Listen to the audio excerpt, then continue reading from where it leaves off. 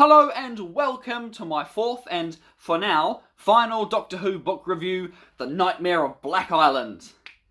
Why does this book have so many different variants on cover art? Couldn't they just stick to one? It's a great cover too. Probably my favourite so far. The more you look at it, the more cool details you pick up on, like the lighthouse and stuff, but it took me ages to notice that there's a set of eyes peering over a medical mask, which befits the creatures that appear in the story. Pretty fitting in today's times.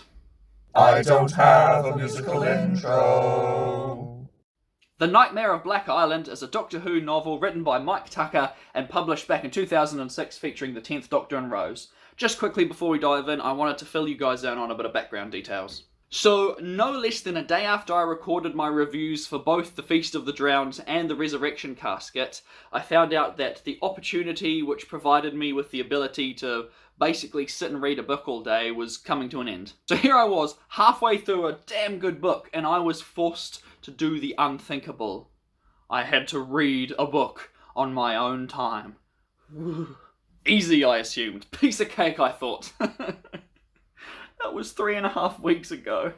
Yeah, I've had to rush read through the second half of this book so I could get the review done on time for my usual Friday schedule. Like I've said before, I struggled to find the motivation to read, and it was almost impossible to avoid distractions at home. Seriously, I've made 6 other reviews since that day, and I just kept putting it off. And you can't blame me, really, when there's a comfy sofa with a PlayStation controller or a cozy bed calling your name.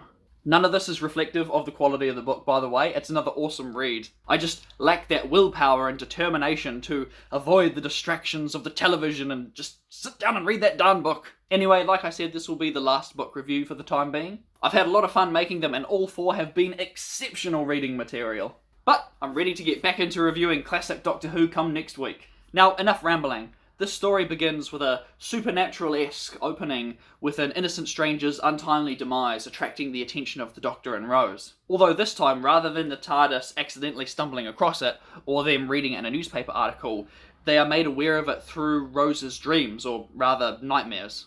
This entire novel is very heavy on brainwaves and telepathy and all that good sci-fi jargon. You don't necessarily need to understand it to enjoy the book, but I think that basic comprehension of telepathic ideas and terminology will help you get the most out of this novel. It hooks you right in from the start too.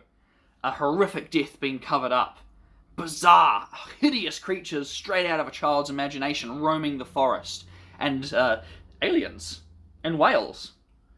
Well, the Welsh dialect does sound like a made-up alien language though, so I suppose it fits. Despite the 3-week gap between reading sessions, I managed to recount everything that had happened prior to me picking up where I left off. It was an invigorating tale that kept me captivated the whole way through. The detailed descriptions of creatures and locations helped paint a picture in my mind.